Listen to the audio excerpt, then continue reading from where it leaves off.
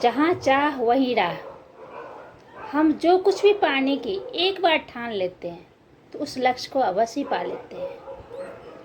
थोड़ी विघ्न आती है, पर अगर जुनून हो सच्चा तो हम लक्ष्य को जरूर प्राप्त करते हैं।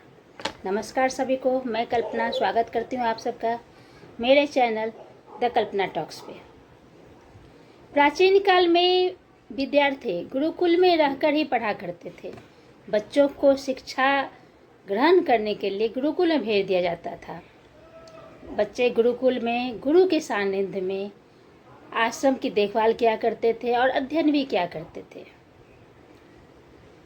उसी समय प्राचीन काल में एक बरदराज नाम का एक विद्यार्थी था।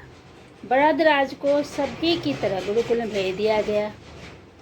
वहाँ आश्रम में अपने साथियों के साथ घुलने मिलने लगा, लेकिन बरदराज पढ़ने में कमज़ोर था, बहुत ही कमज़ोर था।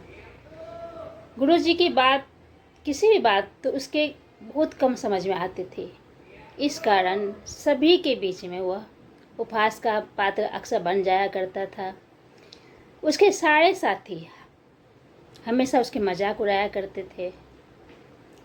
एग्जाम परीक्षा हुआ, जैसे आजकल एग्ज़ाम होती है, पिछले उस टाइम भी गुरु अपने बच्चों की परीक्षा लिया करते थे। उस परीक्षा में उसके सारे साथी पास कर गए और वो अगली कक्षा में चले गए, लेकिन वह आगे नहीं बढ़ पाया। बरदराज आगे नहीं बढ़ पाया। गुरुजी ने भी आखिर हार मानकर उससे बोला, बेटा बरदराज, मैंने सारे प्रयास करके देख लिए हैं, लेकिन तुम आगे नहीं बढ़ पाते। अब यही उचित होगा कि तुम अपना समय यहाँ बर्बाद मत करो, अपने घर चले जाओ और घर वालों की काम में मदद करो। बरदराज ने भी सोचा कि शायद विद्या मेरी किस्मत में नहीं है, और भारी मन से गुरुकुल से घर के लिए निकल गया। दोपहर का समय था। रास्ते पर उसे प्यास लगने लगी।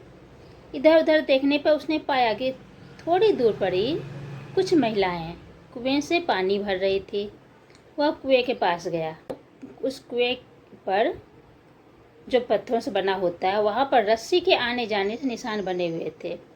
तो बरदराज को थोड़ा आश्चर्य हुआ। उसने उस महिलाओं से पूछा, यह निशान आपने कैसे बनाए हैं?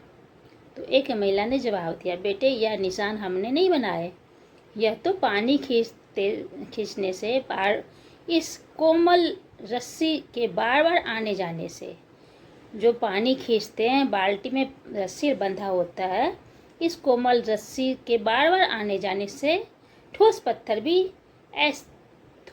पर भी ऐसे निशान बन गए। बरदराज सोच में पड़ गया।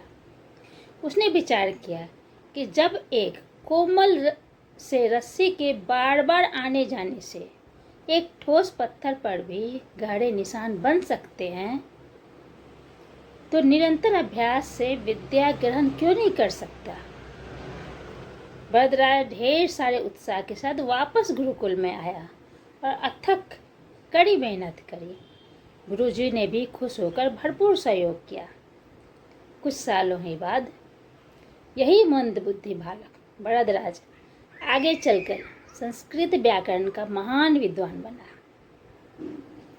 जिसने लघु सिद्धांत कौमुदी, मध्य सिद्धांत कौमुदी, सार सिद्धांत कौमुदी, गिरवान पद मंजरी की रचना की। कहते हैं, करत करत अभ्यास ते जरमति होत सुजान। यानी कि हम किसी चीज़ को बार बार, कठिन से कठिन काम को भी अगर बार बार प्रयास से उसे करना चाहे तो जोर कर पाते हैं। उस कठिन को हम आसान जोर बना लेते हैं। तो इसे शिक्षा ये दोस्तों, अभ्यास की शक्ति का तो कहना ही क्या है। यह आपके हर सपने को जरूर पूरा करेगी। अभ्यास बहुत ज़रूरी है, चाहे वो खेल हो, पढ़ाई हो या किसी और चीज़ में। बिना अभ्यास के आप सफल नहीं हो सकते। बिना अभ्यास के आप सफल नहीं हो सकते। अगर आप बिना अभ्यास के केवल किस्मत के भरोसे बैठे रहोगे तो आखिर में आपको पछतावा के सिवा और कुछ हाथ नहीं लगेगा।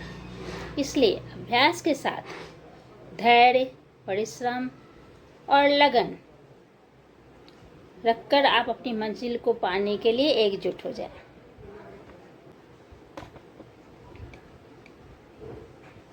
तो इसी के साथ सदैव प्रसन्न रहिए, जो प्राप्त है पर्याप्त है। स्वस्थ रहिए, मस्त रहिए, व्यस्त रहिए और अपने घरों में रहिए, सुरक्षित रहिए। और मेरे चैनल को सब्सक्राइब करिए, लाइक करिए, शेयर करिए। धन्यवाद।